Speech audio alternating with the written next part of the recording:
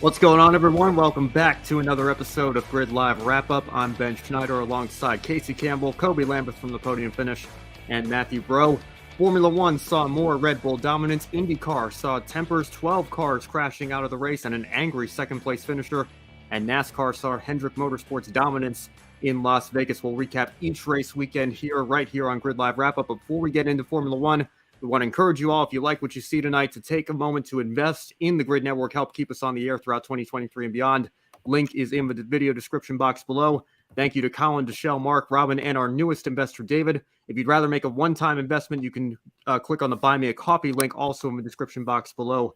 We'll thank you on the air, and a big thank you to the fine folks you see on the board here that bought us some coffee on our Daytona 500 pre-race show and last season. We encourage everybody watching, participate in the chat room with your questions and opinions regarding today's races. And don't forget, most importantly, subscribe to us right here on YouTube to watch us all throughout 2023. Matthew, I'll hand it over to you. The first of our major triple header race weekends this year in 2023, F1 got us started this morning in Bahrain. Yeah, and absolutely. So the 2023 Formula One championship season is off to a dream start for back-to-back world champion Max Verstappen. He starts on the pole, has a very clean start, and he smooth sails to the victory during the Bahrain Grand Prix with his teammate Sergio Perez behind him in second. Third, a distance third, was Charles Leclerc for most of the race, but his car gave way and retired with less than 20 to go. Some say Ferrari do Ferrari things. But this opens up a third place between Fernando Alonso and Carlos Sainz, which eventually goes to Fernando Alonso as he takes third from the Ferrari. So I'm going to shoot this question to you, Kobe. With Aston Martin, Ferrari, and Mercedes all fighting each other during this race, can this allow Red Bull to pull further ahead from the competition this season? Well, Matthew, regardless of what the others do, I think Red Bull is destined to pull away. No matter what. It was quite a perfect race from Max Verstappen, Sergio Perez getting a 1-2 for Red Bull. Great result for Fernando Alonso and the Aston Martin. If I'm the rest of the competition right now, especially like a Ferrari or Mercedes, even Aston Martin, who had a dream weekend for Lance Stroll and especially Fernando Alonso, you definitely have to be concerned because right now it looks like Red Bull is going to be in a class on their own throughout the season and could potentially be a repeat of what we saw in 2022. Well, Kobe, I completely agree. And I guess I'll just bounce off of this a little bit here and take this moment to talk about Aston Martin. I've got to eat crow when it comes to Fernando Alonso. I did not see this coming. I said on the Encore show at the very end of 2022, I think Fernando would be better off in IndyCar right now, chasing the Triple Crown, getting with a full-time IndyCar program so that he could go compete at the Indianapolis 500. At this point in his career, to join a midfield Formula One program in his early 40s. I felt that seat maybe should go to a young driver like Felipe Drugovich, who's stuck in a reserve role after winning the F2 championship last year. And Fernando Alonso is making a liar out of me. I mean, to get a podium finish in his first race with his brand new team and, set the tone for the course of this season, they look like they have brought a rocket ship this year over to Aston Martin that could potentially take the fight to Ferrari and Mercedes, and maybe we'll have a big four when you throw Red Bull in there as well, and Aston Martin will be jumping out of the midfield here. Just a tremendous run for them today and for Lance Stroll as well. I mean, we got to remember he's still not 100%. I'm surprised he even got to the start today with the wrist issues that he's dealing with. So I think they're in great shape to battle with Ferrari and Mercedes. But again, to answer the question, I think that the fighting between those three teams is really just going to be for second place. Red Bull look like they brought a fantastic car for the 2023 season. And I think, the only thing that's going to be able to beat them is themselves if they have reliability issues. Yep. And then our very own Adam Lemery says Alonso will win in 2023. He's due. He is definitely due. I believe he has one of the largest gaps in Formula One history if he does win between two wins. I thought that was interesting. Just to kind of answer my own little question, I feel like I also was on the Felipe Drugovich train and thinking that he should replace Lance Stroll for the race. But Lance Stroll made me eat crow as well, finishing sixth, and then obviously Fernando Alonso on the podium. And to answer the question, though, it's Red Bull's in its own game. I was looking up research for this, and I want to read a quick George Russell quote from after the race today. Then we'll get into our next question. George Russell from Team Mercedes says, Red Bull has got this championship sewn up, and I don't think anyone will be fighting with them this year. They should win every single race this season with the performance they have got. I don't see anyone challenging them. They've got it easy at the moment, and they can do what they like. That is a quite worrisome quote, I feel, from a driver after race 1 of the season and him finishing 7th, earning 5 points. So it makes you wonder, will there be a fight between 2nd, 3rd, and 4th place rather than the lead? Like, is this championship already sewn up? But one thing Red Bull did not do, surprisingly, is score the maximum amount of points during this race, as Guan Yu Zhou took the fastest lap. But due to Zhou not finishing in the top 10, he will not earn a point for his lap. However, Red Bull has had a comfortable advantage over everyone in the constructors standing. It seems like they have had one for quite a while now, especially over Ferrari, which only had 1 point finisher and who was 4th place with Carlos Sainz. Red Bull, Aston Martin, and Mercedes all had both of their cars score points. And starting with you for this question, Ben, does Ferrari need to shift from fighting Red Bull to actually staying ahead of Aston Martin and Mercedes this season? What do you mean shift? That's where they are right now. They're not going to take the fight to Red Bull. I mean, what have I said on this show every single week, it seems like, for the last 2 years? What can go wrong will go wrong. This team is the Dallas Cowboys of Formula One. They always get in their own way. They cannot take the fight to Red Bull. Like I said, Red Bull's just going to run away with a championship. Max Verstappen's going to run away with a championship on the driver's side of things. I feel bad for Charles Leclerc. He had a podium, I think, surely in place. I don't know. Maybe Alonso could have gotten up there and made things interesting towards the end there, but I mean, it's just textbook. They never let us down. They always trip over their own feet, and until I see anything different from them, it's going to continue to be that way, I'm afraid. I think the fight is going to be for second. If Ferrari can get their reliability act together, they're going to be continuing to fight with Aston Martin and Mercedes, and that's honestly where their focus should be, because I think at this point they're just, it's wishful thinking if they think they can take the fight to Red Bull. I don't see it. Yeah, and the quote you read from George Russell, Matthew, I also saw this as well earlier today, and I guess George, he has a lot of confidence in his Mercedes, right? Not at all because he knows that what's going to be happening this year. It seems, as I said, it seems like Red Bull they're on tier A, and then you have tier B, which is going to be for Ferrari, Aston Martin, and Mercedes. They're just going to be battling for the best of the rest, while it's more than likely going to be a championship battle between Max Verstappen and Sergio Perez. So I think Ferrari at this point just needs to focus on being the best of the rest, because that Red Bull, the car is amazing. It's probably even better than what it had last year. So I think that Ferrari needs to, try to do the best that they can. And that's probably going to be, trying to finish second in the constructor standings, because Red Bull, like, wow, they just keep impressing us over and over again. And here we were last year thinking that, that the time that was taken away from them in development would really hurt them, but turns out it really hasn't.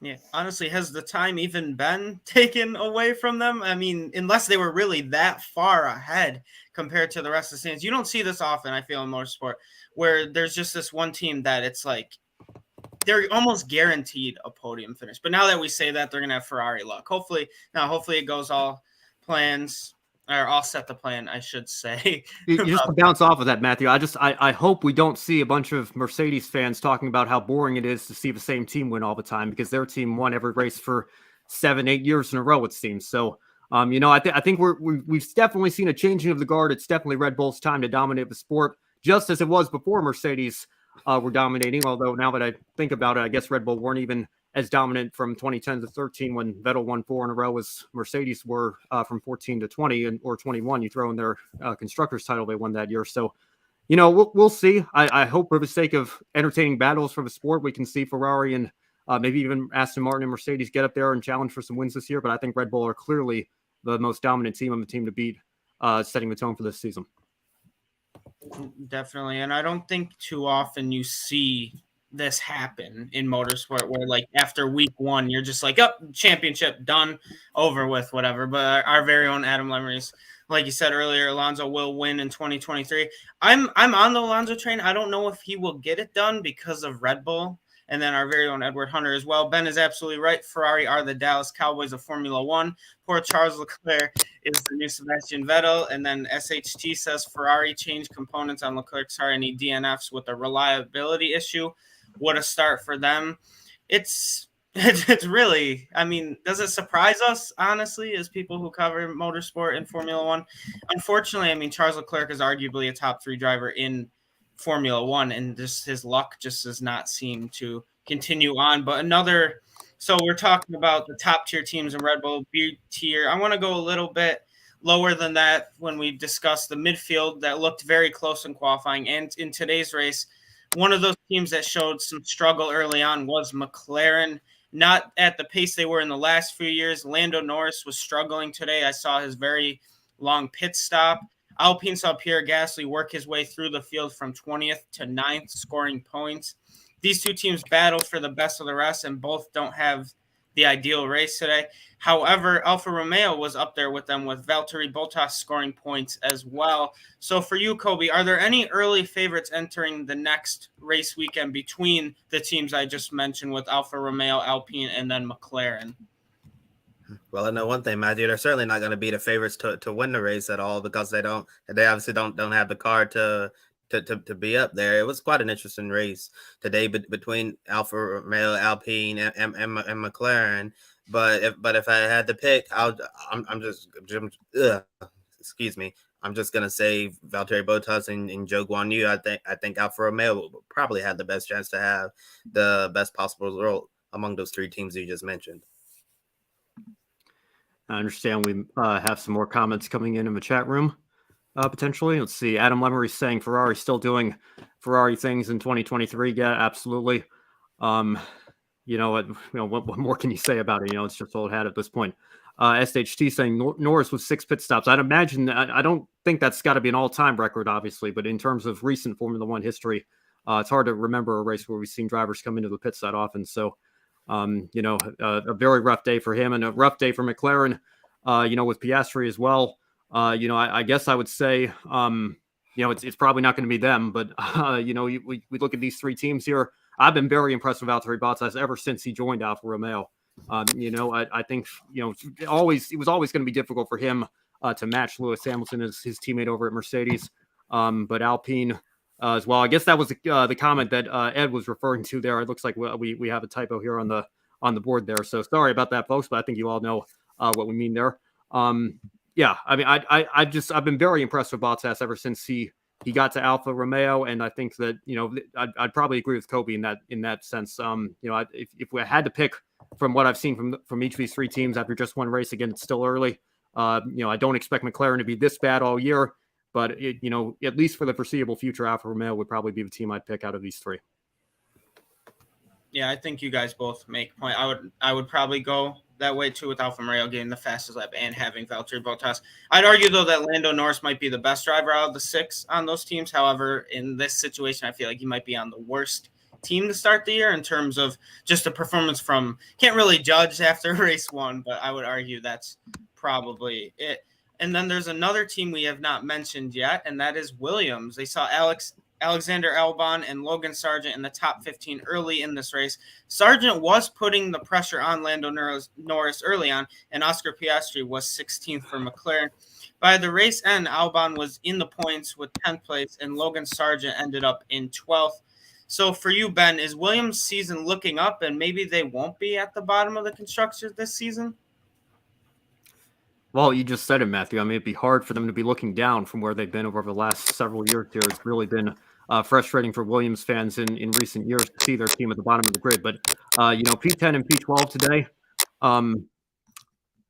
Sorry, I'm dealing with some feedback there, I think. But P10 and P12 for Williams, I think, is a fantastic result, especially for Sargent in his very first Formula One race.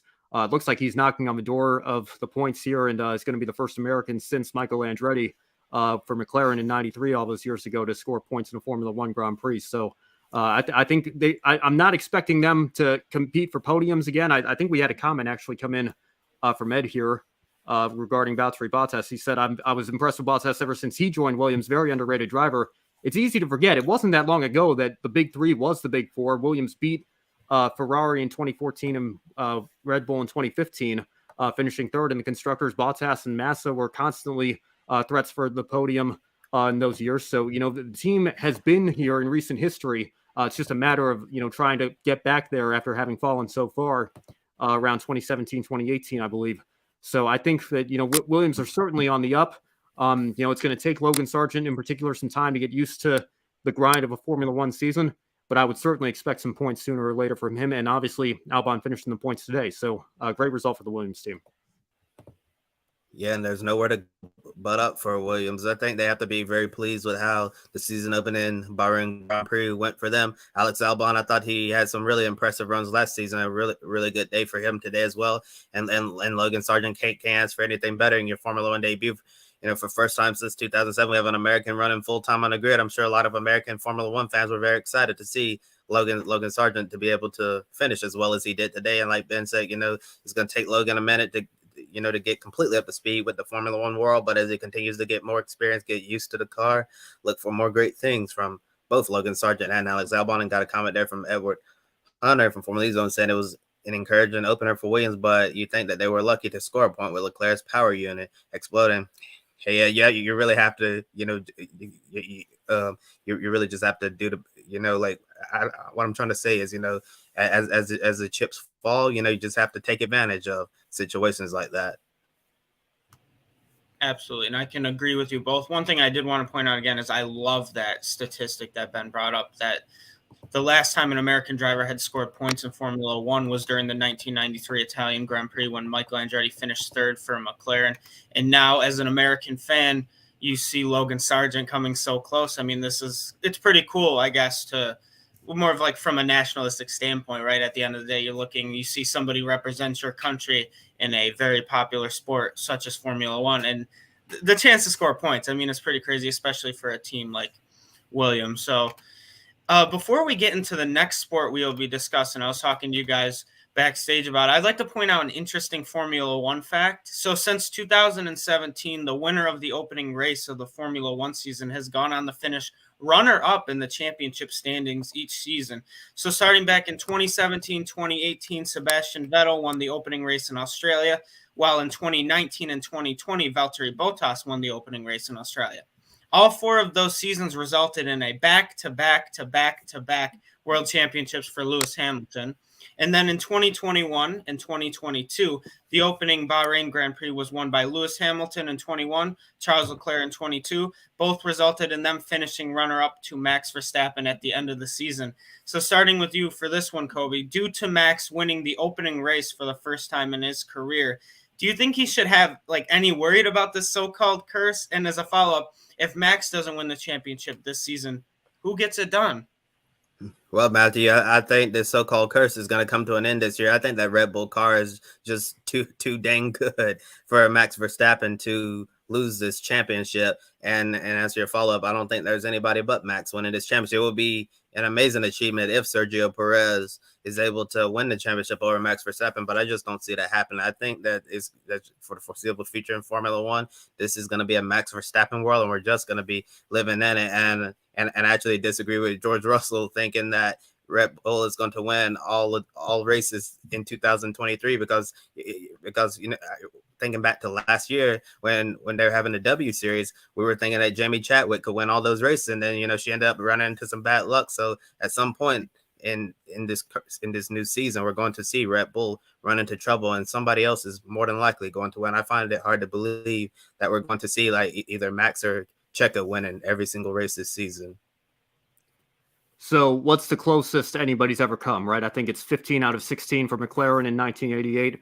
I missed the NBC broadcast. Steve Matchett would always be on it. He'd have the tracking of the perfect season when NBC was doing the F1 races here in the United States. But in recent history, obviously Mercedes were so dominant for so long. I think the closest they came was 19 of 21 in 2016. And if we think of 100% good luck and good fortune for the car that should have probably won each of those races, Mercedes had Spain locked out on the front row, and then they took each other out in the opening lap.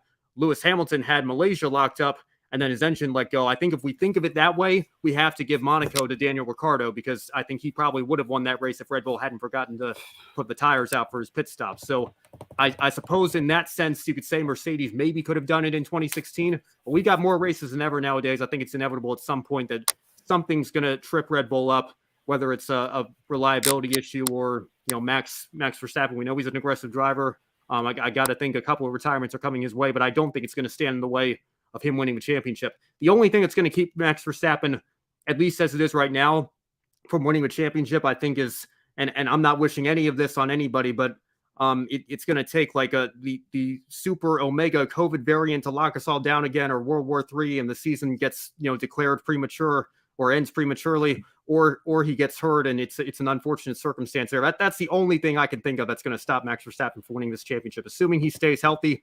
and everything runs as scheduled this season in Formula One.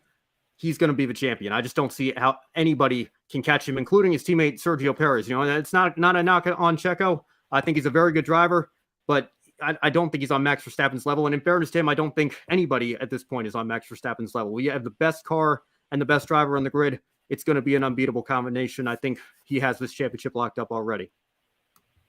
Yeah, and I don't think we'll ever hear that high of praise where the only thing that will stop someone from winning a championship is World War III. I think that's just an incredible. I mean, really, Max Verstappen's really in his own world. But Edward Hunter says the trouble with stats like these is that they're easily broken. I could see a 1988 McLaren season for Red Bull with Verstappen and Perez winning all but a few races. I think both Ben and Kobe alluded to that. I think that's definitely something as well. And also, we saw last season, I believe it was only 7 drivers, but 3 teams besides McLaren with a podium with Lando Norris. We already have a Fernando Alonso podium with Aston Martin. So it's likely that that statistic could be broken as well.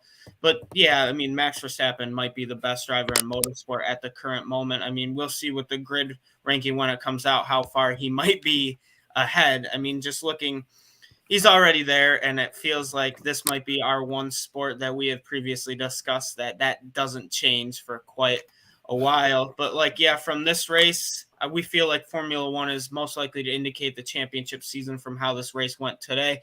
But then we're going to switch over to the race that will least likely to indicate how this championship season will go. In the NTT IndyCar Series, 10 cars were involved in an on-track incident, 12 in a crash, and 2 of them went airborne. So I'm going to throw it over to Kobe to discuss the NTT IndyCar Series. Yeah, the 2023 NTT IndyCar Series season started with a 6-car pileup on lap 1. Felix Rosenqvist made contact with Scott Dixon. Then Rosenqvist ended up getting into the wall as Casper Nevis checked up. Then it was on from there. Multiple cars crashing hard, and Devlin DiFrancesco getting airborne after getting clobbered by rookie Benjamin Peterson, who didn't appear to slow down at all. Another racing incident that brought up the third caution was Rinus VeeKay going into the tires. Jack Harvey had nowhere to go, and Kyle Kirkwood went airborne over both drivers. I don't think I've ever seen a race where I've seen two cars go airborne like that, at least on the road and street cars. But Jack Harvey, he looked really shaken up when he got out of the car. IndyCar ended up sending him to a local hospital for further evaluation. We have good news. He was checked and released. He even posted a video on Twitter on the Ray Hall Letterman Lanigan Twitter page. So if you want to hear what Jack has to say, check that out. So there were 5 caution flags total and 1 red flag for the first lap crash. The crash that left the biggest impact was Romain Grosjean and Scott McLaughlin. And McLaughlin, he pitted and he was left on cold tires. Grosjean went outside with heat already in his tires, but McLaughlin locked up. The two crashed into the tire barrier together. McLaughlin got a penalty for avoidable contact. Grosjean made it clear that he was not happy with McLaughlin, but after the race, McLaughlin said he was upset at himself for making that mistake, and he ended up going to see Romain Grosjean, where the 2 drivers ended up talking it out, and they shared a hug before parting ways. Different strategies led up to this incident. Grosjean's team pitted first to get the undercut as McLaughlin was just getting up to speed. And starting with you, Casey, who was at fault for this incident, or do you just consider it a racing incident? Just 2 drivers refusing to give an inch, only thinking about the race win. Who are we talking about again? Because there were a lot of incidents today. we're talking about Scott McLaughlin and Romain Grosjean. Oh, okay. Well, I mean, at the end of the day, someone was going up there. I mean, Romain Grosjean wants to get a win. Hell, he hasn't gotten a win since I believe 2011, and when he was this is before he even went to Formula One. So, he's going to be aggressive. He wants a win. This is probably the best shot he's had at a win in his career. He's going to go for it. And the 2 of them are such good friends, and that happened when the thing is, it's like there was so much stuff today that made basically my jaw drop, and that was one of them. I don't think I've ever seen that before, but I don't think no one's at fault. I think it's just a racing incident. That's all. I mean, you knew how much respect those 2 had. And shout out to Chris Dehart of TobyChristie.com for getting the video of McLaughlin and Grosjean talking at the end. Those two are good friends. Obviously, have had basically big careers outside of IndyCar. So I think it's I'm surprised because I thought they would hold a grudge a little bit more, but it looks like friends have prevailed once again. Because obviously, there are people with grudges all the time. I know a few of them, especially on the NASCAR side of things.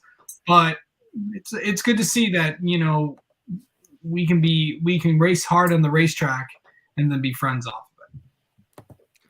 So I tend to agree. I think it was more so a racing incident. Having watched it back a couple of times, I guess if you had to put blame on somebody, you could look at Grosjean being the faster car in that situation with the warmer tires. And I think McLaughlin will even tell you himself he probably made a mistake and just I don't know if he locked the brakes up or just braked a second too late there. But the cars looked like they were almost dead even going into the corner.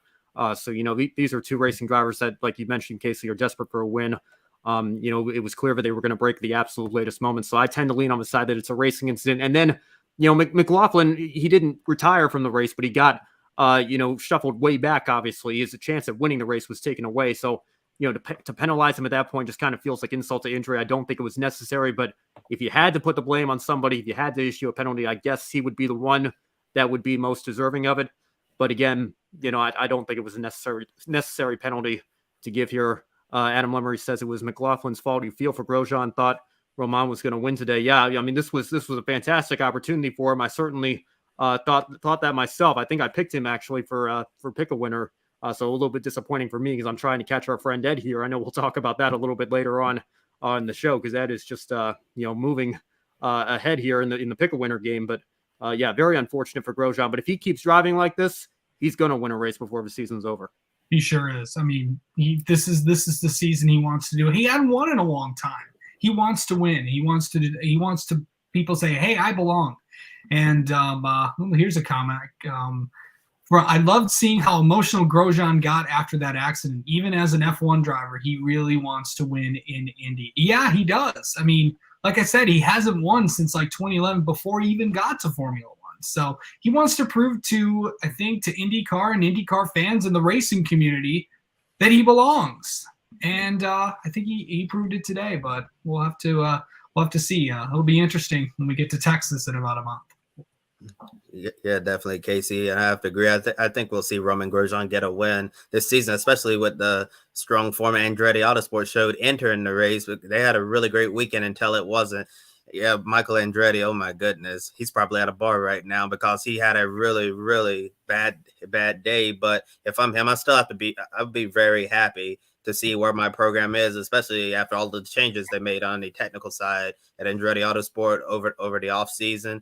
It showed some really good speed. And getting back to the question, I have to agree with you guys. I think it was more so just a racing incident. Neither driver wants to lift. They really want to get that win. Scott McLaughlin even said entering this race that his first couple of years in IndyCar was just a learning experience and learning things. But he said the learning experience is over. Now he wants to go out there and compete for wins week in and week out, and he wants to be up there fighting for the championship every single year now. So there's like no more excuses for a learning curve. Scott McLaughlin feels like he's already has enough experience to be up there with his teammates Joseph Newgarden and Will Power, and doing all of the things Team Penske is known for, which is winning races and competing for championships. And as you mentioned, Casey, Romain Grosjean hasn't won in a very long time, so he wanted this one close to what a few short IndyCar career. So I really think he's going to be able to get that done at some point. And it was really nice to see Grosjean and McLaughlin, talking there at the end of the race, giving each other a hug, and they'll both move on from this incident because they're both professionals. And another controversial moment from the race was Will Power and Colton Herta. Power made contact with Herta twice, and the second time sent Herta into the wall. Race control decided to penalize Power for avoidable contact. They also penalized David Malukas when he made contact with Marcus Armstrong to end up flattening the tire on Armstrong's number 11 Honda. Ben, do you agree with the calls to penalize Power and Malukas? I'm going to abstain on answering the Malukas part of the question because I tried to find a replay, for a while before I came on to the show here. I must admit I missed it, missed that portion of the race live, so I haven't seen the incident. Hearing that there was a flattened tire, though, I would tend to think that if it was that severe, in most cases you would want to issue a penalty there if it damages the car that badly. But then again, I haven't seen the incident for myself yet, so I'll abstain from that one. In the case of Power, though, again, I felt like it was a very similar set of circumstances. I think it might have actually even been the same corner. Forgive me if I'm wrong there, but I think when you're the car on the inside there, it's always tough. You have to judge it on a case by case basis. This one I think probably a little bit more justifiable towards giving the penalty than the McLaughlin one was just because McLaughlin ended up being taken out in the same incident as what took Grosjean out. But again, I suppose the thing for me is obviously consistency. You guys know that if you watch these shows, I always prefer, if we're going to be making multiple calls that are borderline, if we can at least remain consistent, I guess if you're going to give a penalty to McLaughlin, it was right to give a penalty for power in this situation as well. Yeah, I'm going to also, I didn't really remember the Malukas, the Armstrong penalty, but I did hear a couple people saying that the two did have contact. I was actually just watching David Land's post-race video, and actually he got a chance to talk to both Marcus Armstrong and David Malukas. But yeah, overall, I don't really remember seeing that. Still trying to figure out what happened there. So, but yeah, if someone flattened a tire, then yeah, I would have to watch it again. So I'll abstain on that. But the Will Power Colton Herta thing, that's kind of similar to what it was. I'll agree with Ben. I'm not really sure what is, what isn't, but overall, I think IndyCar, the radio, the race control did a pretty good job officiating today. Yeah, totally. I think race control did a good job for the most part. And let us know in the chat below, do you agree with IndyCar race control's decision to penalize Will Power and David Malukas for avoidable contacts in those incidents we just mentioned? And the winner of the Firestone Grand Prix in St. Pete was Marcus Ericsson in the number 8 Husky Chocolate Honda from Chip Ganassi Racing. Obviously leaves St. Pete as the championship points leader, but it could have been Pato O'Ward who exited the final corner with a few laps to go and said the engine just randomly stopped for a moment. He got going again, but Ericsson took advantage by overtaking the Aero McLaren driver. O'Ward finished second, but he was visibly upset and angry because a win, which seemed like he had it in the bag, had slipped away. Casey, were you surprised by Pato O'Ward's demeanor after the race, and do you think he needs to see the bigger picture? No. I've known Pato for a long time, and he's always been like this. I mean, he wants to win. This is a big year for him, and it's a big year for Aero McLaren as well. It's a team that is on the rise, and you can put them up into that upper echelon of teams with the Penske's, the Andretti's, and the Ganassis. But if there's a team that wants that can break that Ganassi Penske hold that they've had on the championship, it's that one. But yeah, I think this was one of Pato's best chances to win today. But it was a good points day, and this is obviously something he's going to learn from going forward. But no, this shows just how hard it is to win in this sport, and how hard it is to win in motorsports overall. It's just it's hard when you don't win, and when you're so close and you can taste it, and then all of a sudden it's gone. So this is a tough one, and good thing there's a little bit of off time that Pato's going to have to think about this, and he'll be ready to go when we go to Texas in about a month. And by the way, he's pretty good there. Yeah, as long as it's not like a vulgar personal attack towards any individual crew members or anything like that. We talk all the time about how this generation of drivers seems to be too vanilla, like that they don't get excited or they don't get intense, like the previous generation did, and we're frustrated by the young drivers showing a lack of emotion. If that's going to be the mentality, then I don't see how we can criticize Pato O'Ward here for being upset. I mean, he had a win, what looked like to be a win taken away from him through no fault of his own. And, that's got to be very frustrating for him. Like you said, Casey, this is a big year for him, big year for his entire team. I'm sure they're all frustrated, but they'll learn from this. They'll move on. And, I think it's okay to show a little bit of frustration in the moment. So I can't say I was surprised, but I also can't blame the guy for being upset that he just lost an IndyCar race, because like you said, Casey, these are tough races to win. This is a very competitive series, arguably the most competitive in the world. And he had it taken away today.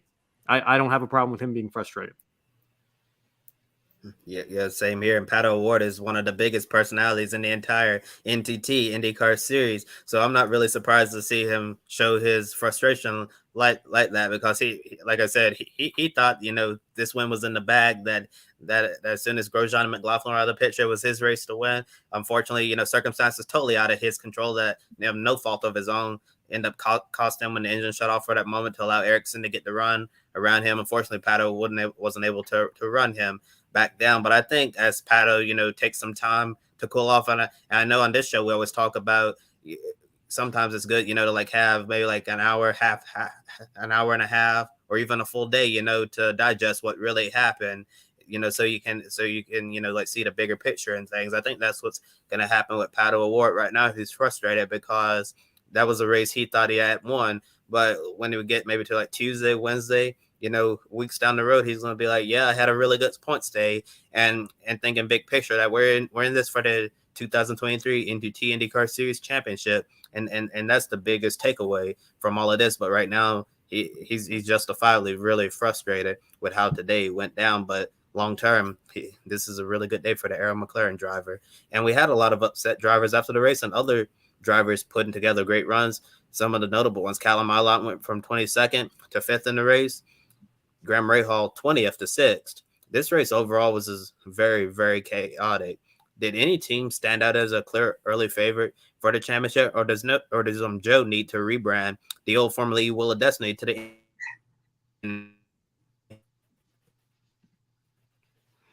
Yeah, Kobe, it looks like we might have lost you for a second there, but an IndyCar Wheel of Destiny, I think that's what you're getting at, right? So, I think I don't know that we need to go that far yet. I think it's possible that we could see a team establish themselves. Andretti seemed to certainly have the pace in qualifying. I know they definitely didn't have the race that they would have liked with the problems that all of their cars had through the chaos and everything, but.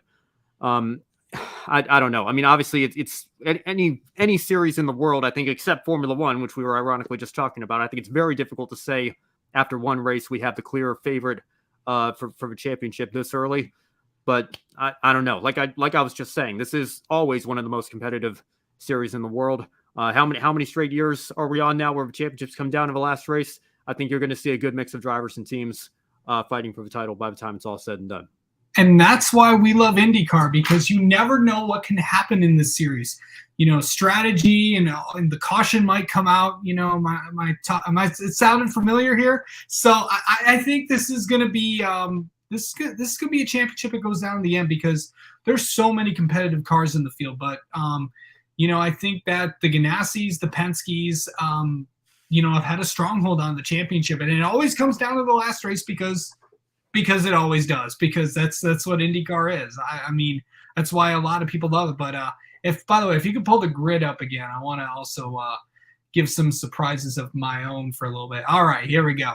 All right, I want to shout out Callum Ilott coming from 20th to 5th. Big day for the Juncos Hollinger team. Graham Rahal. Remember, guys, Rahal Letterman Lanigan Racing has a new technical director on their team, by the way, who came from Formula One. So big day for Graham and that Rahal Letterman Lanigan Racing needs to have a good year. We talked about this on my own IndyCar preview show on my own channel with our channel's IndyCar expert Colin Culpa, and he was kind of talking about how Rahal needs to have a big year. But also want to shout out Marcus Armstrong in 11th, and then Augustin Canapino in 12th. In those two's first IndyCar race, surviving all the chaos, those two come out with big wins. But also not a good day for AJ Foyt Racing or Meyer Shank Racing. Both of them had went out early, and then Andretti Autosport. Oh, geez, I feel like it's Mid Ohio all over again for this team. So it'll be fun there and fun there, but it's gonna be a very competitive season in IndyCar. And by the way, how about shout out to Daniel Frost, who took the Indy Next race at St. Pete. And of course, also congrats to all the USF winners. And a good friend of here on Grid Network, Miles Rowe, took USF Pro 2000 in race number 2. And obviously, I'll get you all that update toward the end of the show. And I'll also talk about it tomorrow on the Encore show. Yeah, for sure. And to me, I think if they don't have a really bad day like they had today, Andretti Autosport looks really, really good all across the board from practice, qualifying minus the incident there with Kyle Kirkwood on Saturday.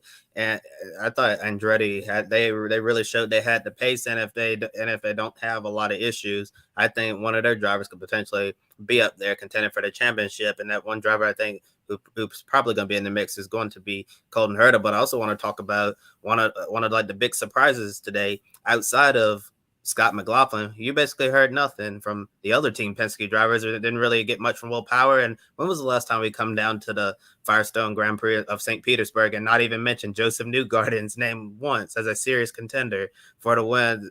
So that really caught me off guard today. So Ben, Casey, if you wanted to chime in on this, were you surprised that Joseph Newgarden was basically a non-factor all weekend? It's surprising to me because he's always in the conversation to win this particular race.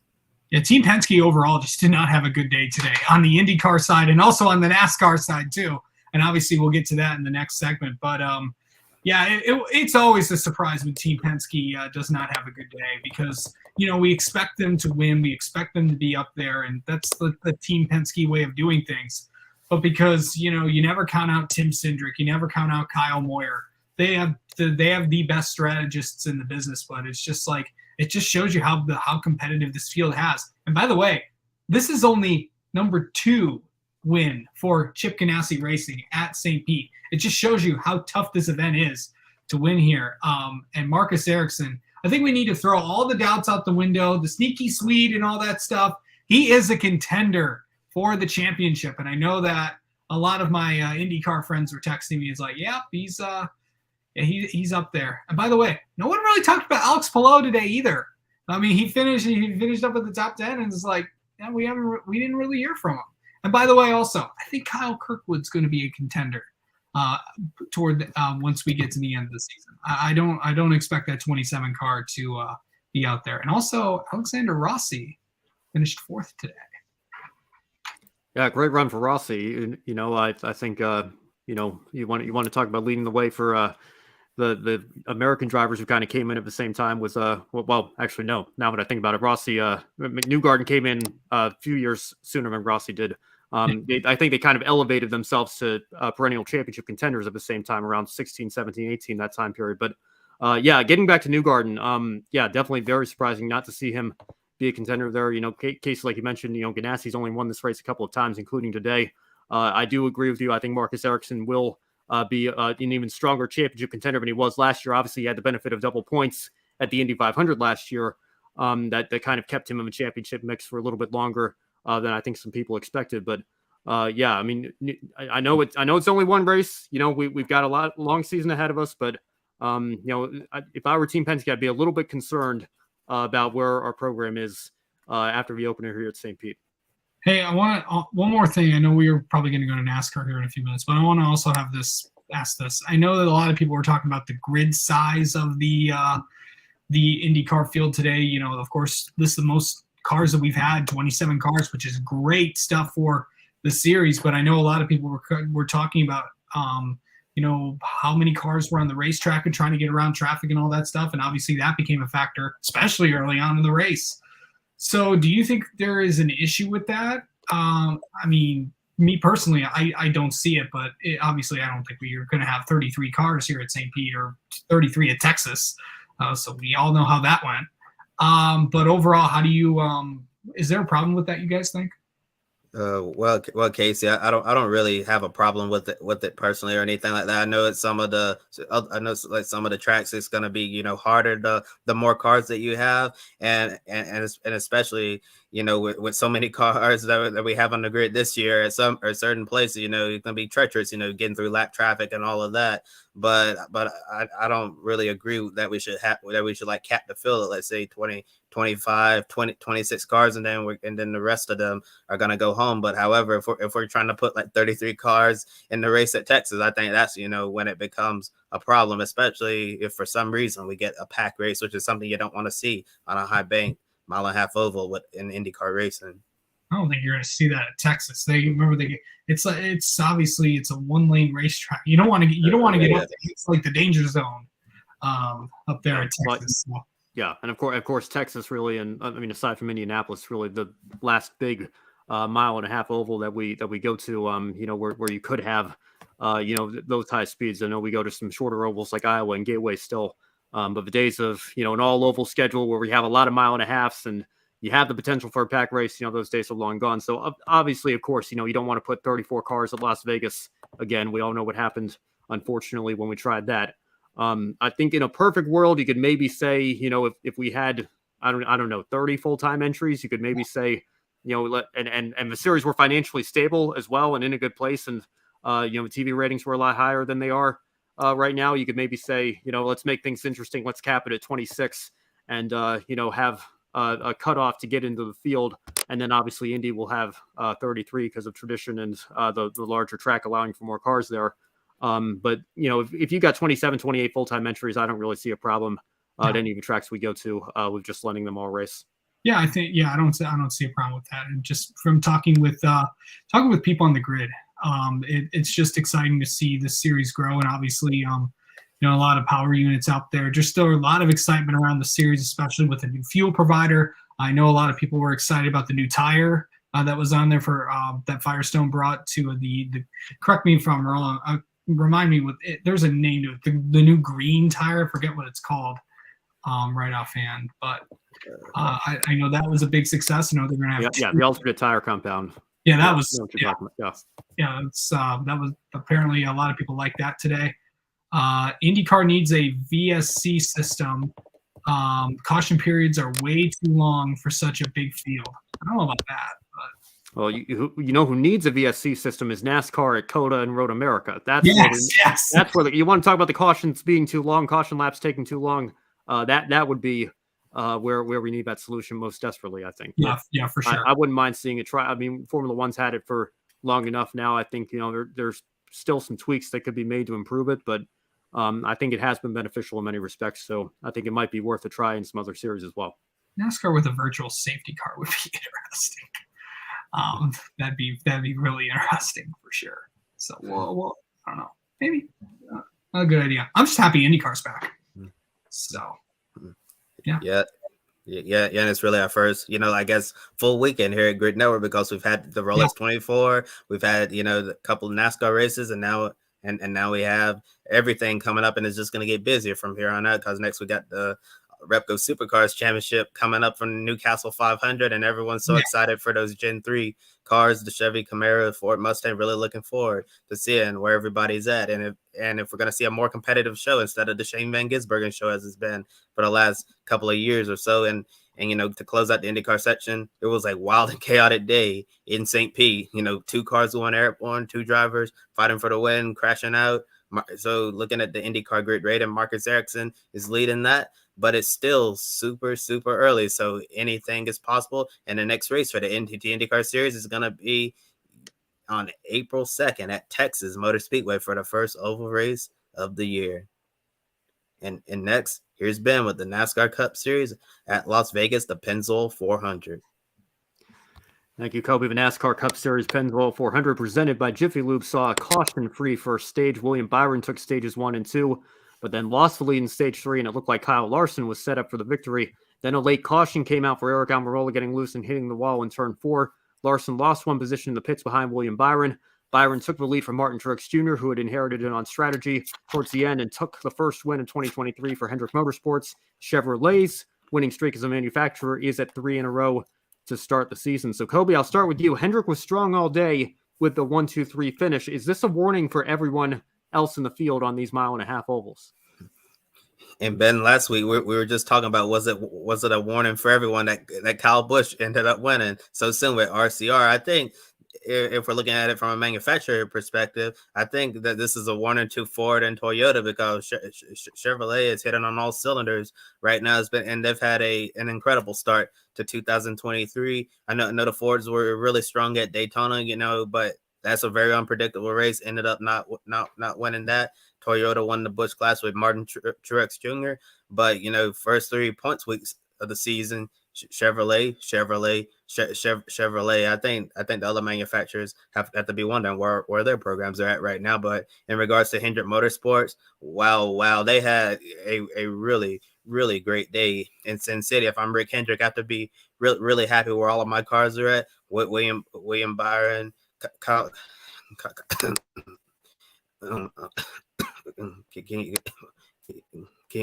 you go on, Matthew? I'm about to. Yeah, I got you. Absolutely. And I can definitely agree with what you were saying as well with Hendrick. I would argue that Chevrolet gets it done when it counts. Like you were discussing, Kobe, as well, just to kind of continue your point that you were making. In the races that didn't really count that much, you saw Toyota and Ford dominate, and then Chevrolet comes in when it counts. Boom, Chevrolet, boom, Chevrolet, boom, Chevrolet. And with Hendrick Motorsports, with this 1-2-3 finish, I don't think this is just a threat for the mile and a half ovals. I think this is a threat for NASCAR. Show how Chevrolet is dominating the sport. Reminded me a lot about, I believe it was Dover 2021. Correct me if I'm wrong. When Hendrick Motorsports went 1, 2, 3, 4. I am certain that if Chase Elliott didn't have his tragic injury that just occurred more recently, I think there's would have most likely been another Dover 2021 with Hendrick's dominance and then a 1, 2, 3, 4 finish. But it was a 1, 2, 3, 29, something along the lines like that. I mean, congrats to Josh Berry, third career NASCAR Cup Series start. Happy for him to get it done. But Hendrick, Chevrolet, I would say it's more of a Chevrolet. We should be afraid of Chevrolet than Hendrick Motorsport. I mean, if you look at the Chevrolet drivers, like I'm looking off screen, like Ross Chastain, Alex Bowman, Daniel Suarez, guys like Kyle Larson who have not won yet, I am probably certain to write their name down and clinching a playoff spot just for guys that won. And then obviously with AJ Allmendinger as well, I think he's a guy who could probably win the Chicago Street Course. And I mean, I think he could win anywhere too. Don't get me wrong, but that's more likely for that. But yeah, just to kind of follow it up, and then I'll throw it back to you, Kobe, in terms of that. Basing off your point, I think yes, NASCAR should be afraid of Hendrick Motorsports and Chevrolet since they are a supplier some of the engines, and it's scary. I would be scared of Hendrick and Chevrolet if I were a NASCAR fan and a NASCAR team.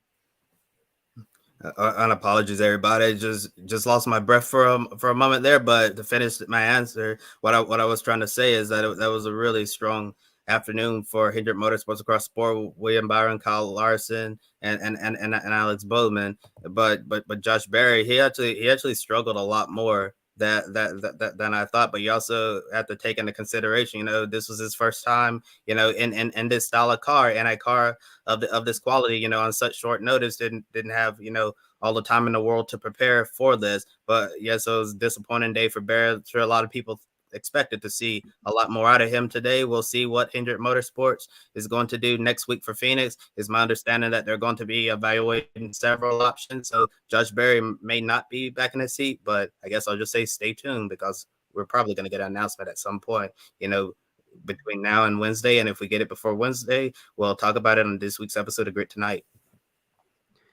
Yeah, I'll touch on Josh Berry here for a second as well, because, just for the heck of it, I picked him in Pick a Winner because, it's just like a fun little thing. Like, let's see what he can do and see if I can get lucky and get a point through it. I wasn't in actuality expecting him to win this race. I think that's an unreasonable expectation for, almost any driver to put on their third start. Now, not to say that it's impossible. Kevin Harvick won in his third start, and a couple of drivers have pulled it off as well. But it was obviously a very late call up for Josh Berry. I'm not disappointed in him for not making it a clean 1, 2, 3, 4 sweep. But I'd be lying if I said you look at 29th place.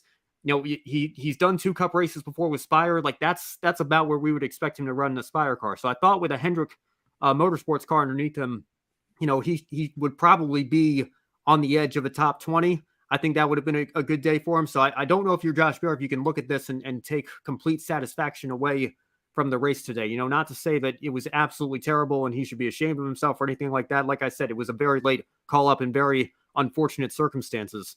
But, if you want to talk about, the situation with that car right now, it sounds like Chase Elliott's injury is pretty serious. We certainly wish the best for him, but I think he's going to be out more than just this week, which means there's going to be a need for a replacement driver in that car for much longer than that. I personally would like to see Josh Berry get another opportunity. I think he's, one of the old-fashioned drivers in terms of how he's worked his way up in this sport the hard way without a lot of corporate backing or sponsorship through a long career in late models and getting his big break with Junior Motorsports. It's great that he's gotten this opportunity with Hendrick, but if he's going to run 29th every week, I think Hendrick, like you were saying, Kobe, might be looking at some other options to put in that car. But I guess we'll get our answer soon enough, and we'll just have to wait and see what the long-term plan is in terms of who's going to be in that 9 car for the foreseeable future. Now, a follow-up to the last question after the race, Byron said he lost the lead in the pits because he slid in the pits, but he did lead 176 laps today. So, Matthew, I'll throw this to you. Do you think this is his most impressive win in his Cup Series career so far? Absolutely, 100%. And it's a fun. I want to throw out a family friends of mine. We kind of do our own little pick a winner in an order, and I picked ninth, and I actually picked William Byron as my winner. So unfortunately, I didn't get it done today for the pick a winner when I picked Chastain, but I did get William Byron. I think absolutely we've seen him win. I believe it was 5 times in the NASCAR Cup Series. Let's just looking at the stats. He has won Daytona. He has won Homestead. He has won Atlanta, Martinsville, and now Las Vegas. I mean, he's led, I believe it was 100 laps in like 3 or 4 of the races, and he has gone on to win at least 3 or 4 of those said races. So absolutely, I think this is William Byron's most impressive win, and it shows that every guy on Hendrick Motorsports can get it done at the end of the day. So yes, that's my answer to that one. So, sorry, I was muted there, but I think it was definitely a very impressive win for William Byron from start to finish. You know, in this race, you know, he was super dominant and didn't put a wheel wrong all day, and showed that he can go out there, you know, and take over a cup race and lead the way from start to finish without any major issues at all. And I think today William Byron showed us that he's taken a huge step forward in his development as a driver, and I have a feeling that this is not going to be the last time we'll see William Byron winning in 2023. Very strong run for Byron, no doubt. We move on now to the other manufacturers. 3 Toyotas in the top 10, with Bubba Wallace leading Christopher Bell and Truex as well. Austin Cindric and Kevin Harvick represented the Fords in their respective teams with Penske and Stewart Haas. Justin Haley ran 8th for Colleague. Trackhouse's Daniel Suarez rounded out the top 10. Suarez and Bowman are the only ones so far this season with a 100% top 10 finish rate through the first 3 races, and Bowman leads our NASCAR grid rating with 29 ahead of Daytona 500 winner and Fontana winner Ricky Stenhouse Jr. and Kyle Busch, respectively. So, Kobe, I'll start with you. When you look at Bowman and Suarez being the only drivers to finish in the top 10 in all 3 races so far, is that a surprise to you, or are these the kind of results we think drivers like them at this point in their career should be bringing week after week? Oh, yeah, definitely, Ben. I think at this point in their career, Alex Bowman and Daniel Suarez should be bringing in these type of results. And I have a feeling, well, actually, I think these 2 drivers, you know, they don't really get the respect that they deserve for all of the things that they've accomplished at the NASCAR Cup Series level. You know, Alex Bowman was part of the Hendrick Motorsports 1, 2, 3 today, and still, you know, people are going to say he's the weakest driver at Hendrick Motorsports, and that's something that's really, like that's the type of reputation he's had, you know, in the garage. And remember the comment Denny Hamlin made a couple of seasons ago, you know, calling Bowman a hack and all of that. And Daniel Suarez, we haven't seen him like match, I guess, Ross Chastain in the same in the same area of performance and all of that week in and week out. So I think that this is a great confidence boost for both Bowman and Suarez. And I was actually really surprised to see how well Daniel Suarez was able to recover and get up in the top 10 today, because earlier in the race, Suarez was absolutely nowhere and it looked like the car did not have that much speed. But when we went into overtime, got that, you know, when everybody basically pitted but Martin Truex Jr., he was able to take advantage of all the chaos in overtime and end up getting the job done to get another top 10 finish. So they'll just keep building that momentum at Trackhouse Racing. Yeah, and I definitely agree with that. To answer this question, I feel like it's more of a yes or no. Like, I feel like yes in the sense where I believe they were 2 of our drivers in our preseason grid rating that the group here at Grid Network thought were going to be in the top 10 to start the year. But at the same time, no, in a sense where you might argue that they're the 2 bottom guys on their teams in terms of Hendrick Motorsport with Chase Elliott, Kyle Larson, William Byron, and then obviously Alex Bowman, and Team Trackhouse Racing with Ross Chastain and Daniel Suarez. I feel like when you look at Suarez and you look at Alex Bowman, you're like, oh, maybe they're the 3rd or 4th guy, or maybe they're the 2nd guy on their team. But, I mean, they've really been doing such a great job, and we almost saw Ross Chastain add to this list too. I believe he finished either 12th or 13th, something along those lines, after running up in the front the entire day. So I really do expect to see I think more of Suarez, in my opinion, to be up there consistently running for this. Because Bowman, I've always said that I think he's the most inconsistent driver in the sport. But I mean, liking to see either the suffix of that word, or you'd say the latter of the word, the consistent part. I love seeing that out of Alexander Bowman. Alex, now I'm turning into Dale Jr. with Christopher Busch or Christopher Ball along those lines. I don't even know if Alex is Alexander or just Alex. Nonetheless, though, I don't really think it's a surprise in that sense, but if I had to pick guys on Trackhouse or Hendrick Motorsport, unfortunately, I think those two would have been my last choices for being up in the top 10. So congrats to them. I had Suarez as my pick a winner last weekend when he finished 4th. So, oh no, I'm happy for them, really. One team that's not going to be as happy as they were last week is RCR. Kyle Busch was not a factor today with a 14th place finish. Austin Dillon was even further down the grid in 27th, also not a factor, a couple of laps down. Matthew, are you surprised RCR was not in contention for the win today? Yes and no. Yes, because Kyle Busch wasn't. No, because Austin Dillon. Just if you look at the point standings, I have it pulled up on my phone. Austin Dillon is still technically behind Chase Elliott and Harrison Burton in points this season to start the year. Just very unfortunate circumstances have gone Austin Dillon's way. But Kyle Busch, I mean, we all thought coming into the weekend after him dominating the Truck Series, we're like, oh, write him off Xfinity, write him off Cup, write him off Championship from Fontana's win. But him not being really a factor at all, I don't know if he even led a lap during this race. That was definitely incredibly shocking. But, I mean, he's got that playoff win done. Kyle Busch has proven he's might be the only driver in this field that can win at every single track that NASCAR decides to throw his way.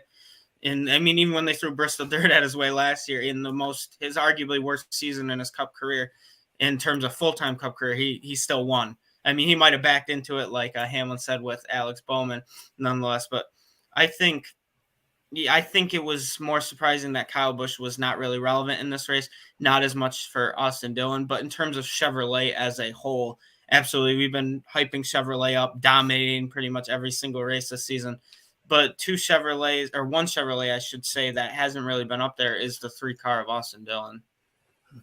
Yeah, and looking at how they rolled off the truck in practice, both Kyle Busch and Austin Dillon were slow in practice, but Kyle Busch was the one who happened to have a decent qualifying effort while Austin Dillon, did not. And Austin Dillon basically just stayed back there and didn't really improve from practice or qualifying. But Kyle Busch, right from the start, he got up in the wall, had that right rear damage, and it really seemed to affect the speed in his car. It looked like he didn't have a race winning car while it was still, in one piece with that damage, but it looked like he could have potentially had a top 10 car and all of that. But I think once he got up into the wall and damaged the right rear, that really took away some of the speed in his car. And then he got up into the wall again, which wasn't helpful at all. So our RCR, I think after last week's result, certainly have to be disappointed in how everything happened in Las Vegas, because it seemed like they would be riding this wave of momentum throughout this early portion of the season. I think a lot of people had sweep on their mind after Friday night when Kyle won the truck race. Unfortunately for him, the rest of the weekend did not turn out that way. And unfortunate for RCR as well. Of course, we were talking last week about how this would be a huge momentum boost for them. Again, it's just one race and still early, but a little bit surprising that they ran as poorly as they did today based on how they've run in the first 2 races of the year. Now, looking at the West Coast swing, we're 2 races into this 3-race portion here at the beginning of the season. We still don't quite have a clear team stepping out to look like a championship favorite, though. As I said, it is still quite early, but we are seeing the big teams start to flex their muscles. On the other hand, the single car team, JTG Doherty, Daytona 500 winner Ricky Stenhouse Jr. was down in 24th, 1 lap down. But most of the big teams, as you see on the screen here, could be found inside the top 20. There were some exceptions, though. Ty Gibbs, 22nd, Chase Briscoe, 28th, though he was involved in the last lap crash, which set him a little bit further back than he would have been. Josh Berry, as we mentioned, substituting for Chase Elliott in 29th. Noah Gragson had a rough day for Legacy Motor Club, and Joey Logano crashed out and finished in last place. Kobe, will the big teams start getting a leg up on the competition with this new car now that we have a season under our belts with it? Yeah, definitely, Ben. As you're seeing, with the competition on the track last week at Fontana and today's race in Las Vegas, when you compare the races last year, it was just wide open, lots of comers and goers and all of that. But last week at Fontana, we didn't see as much as competitive race as we saw the previous year. And the same thing with Las Vegas as well.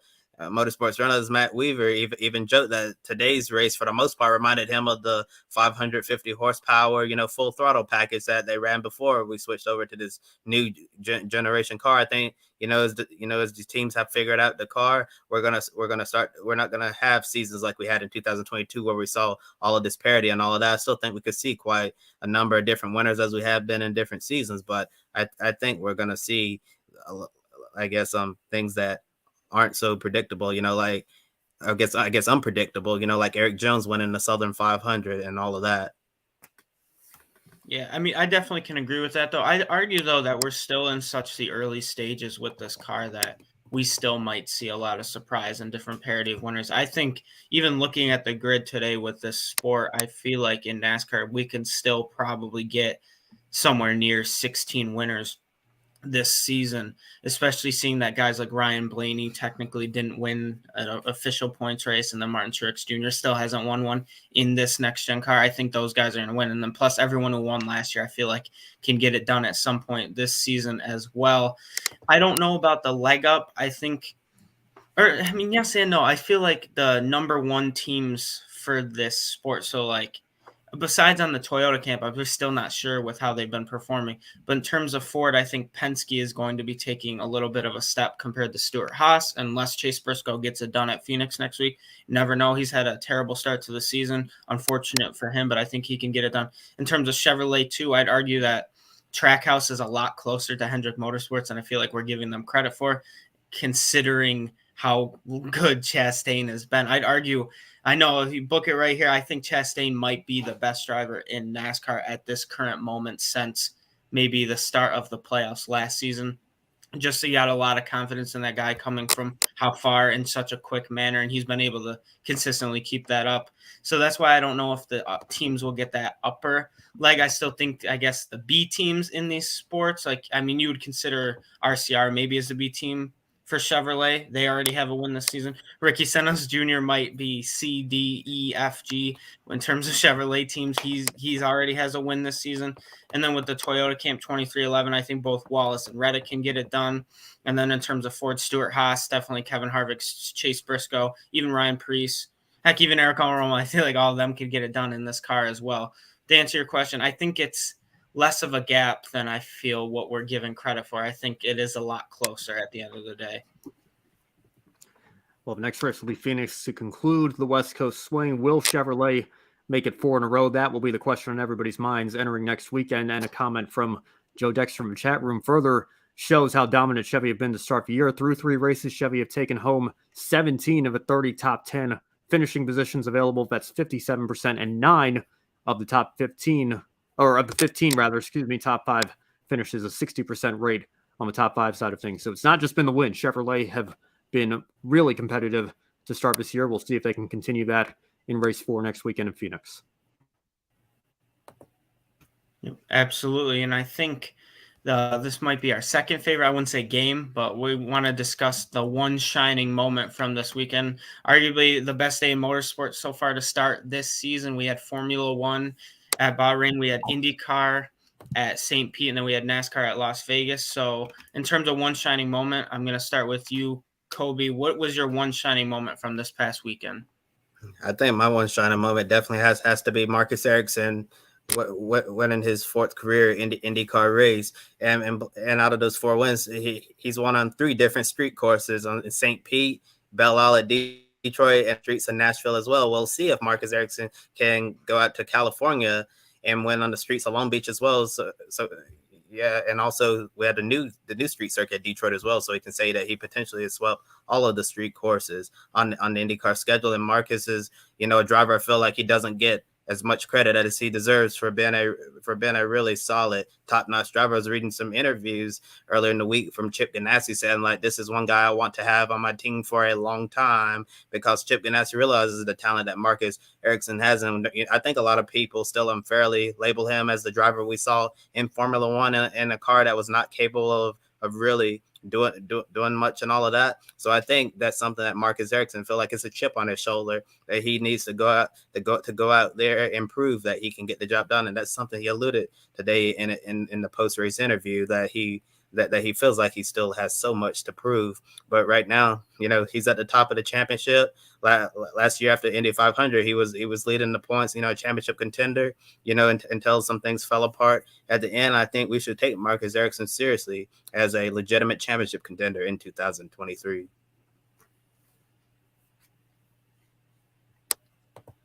Oh, Casey, go ahead. Oh yeah. I think I have an idea of what your one shining moment is, Ben, so I won't say it. But I am going to go with there's a lot of people that I could give it to, but I am going to give it to I'm not really sure, but I'm going to give it to Hunko's Hollinger Racing. How about Callum Ilott getting a top 5 on the day at St. Pete, and also Graham Rahal and Rahal Letterman Lanigan Racing. Both great runs by those teams. Both those teams needed good runs today, and they got them. And overall, just St. Pete overall. That's a well-run event. The Green Savory team always does a great job with these events. Obviously, they also run the Portland GP, which obviously Grid Network will be at with Joe, and so maybe some others. And then they also run the Mid-Ohio race, which I hope to go to this year. So it'll be fun there. So I just wanted to shout out those guys. All right, I think I know what yours is, Ben. Well, we'll see. It's Adam Lemery said it for me. Alonso on the podium in Bahrain. I don't know if that's what you were thinking I was going to go with. I know I mentioned that at the start of the show. How I was very surprised, and I've got to admit I was wrong about Aston Martin, and it looks like for once in recent years, Fernando Alonso has gone to a team where they've actually improved over the course of season to season with him joining the team. So it's great for him. I know he's had some very rough years recently in his Formula One career. Ferrari gave him a car that he dragged into championship contention somehow a couple of times, but really wasn't on the level of the Red Bull. And then obviously the disaster that the McLaren-Honda partnership was. So it's great to see Fernando in the twilight of his career in an environment that he really seems to be enjoying. And I think Aston Martin have a great program set for 2023. That podium by Fernando Alonso is my one shining moment for this weekend. Awesome. And to wrap it up for me, I'm going to go a little different route than you guys. I am going to say Chevrolet and Honda, so two manufacturers in the various motorsports we cover here at Grid Network. I think they're my one shining moment. Like, talk about some notable podium finishes. If you look at Formula One, we had Honda's 1-2. You go to IndyCar, obviously take this with a grain of salt because it is Honda and Chevrolet, but Honda finished first and third on the podium in IndyCar, with Chevrolet finishing second. We go to the NASCAR Truck Series. We had a Chevrolet win that race. We go to the NASCAR Xfinity Series. We had Chevrolets round out the entire top 5. And then we look at the NASCAR Cup Series.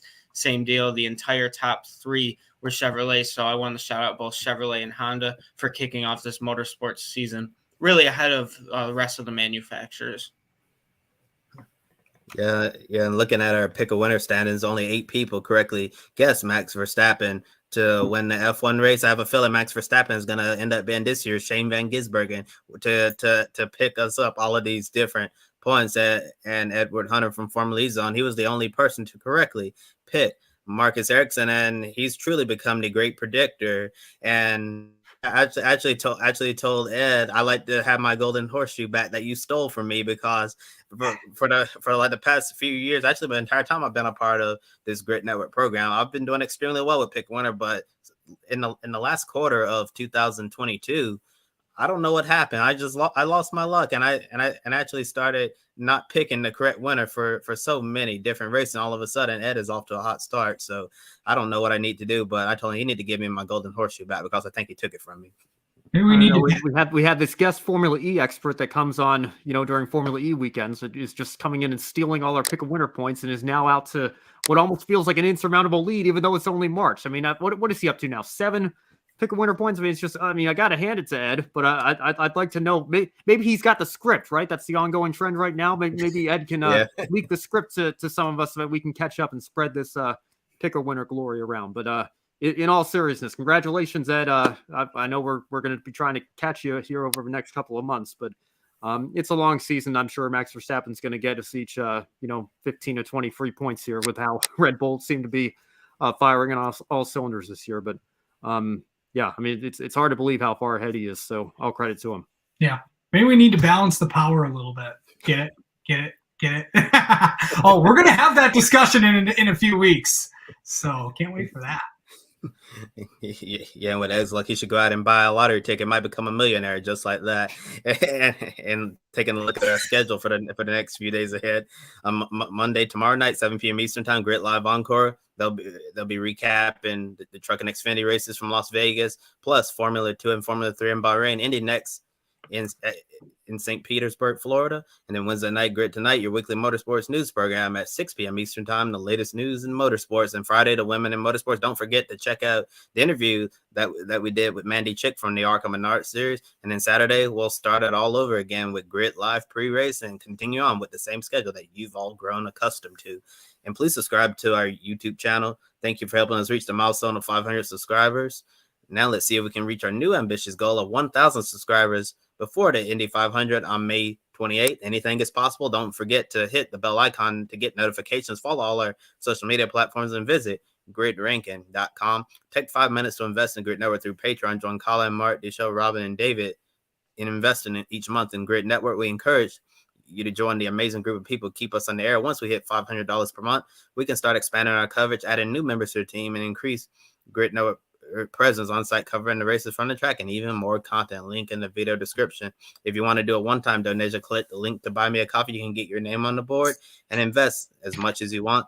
Consider buying a specific on-air personality a cup of coffee, and they'll thank you on the air. And unfortunately, we're all out of time for tonight. So for Casey Campbell, Ben Snyder, and Matthew Bro, I'm Kobe Lambert from the Podium Finish. Thank you all for watching and have a wonderful week. Thank you for watching us right here on YouTube. Be sure to subscribe and check out some of our other videos, including Life on the Grid, where we interview folks from the motorsports industry. Thank you for watching. We'll see you next time.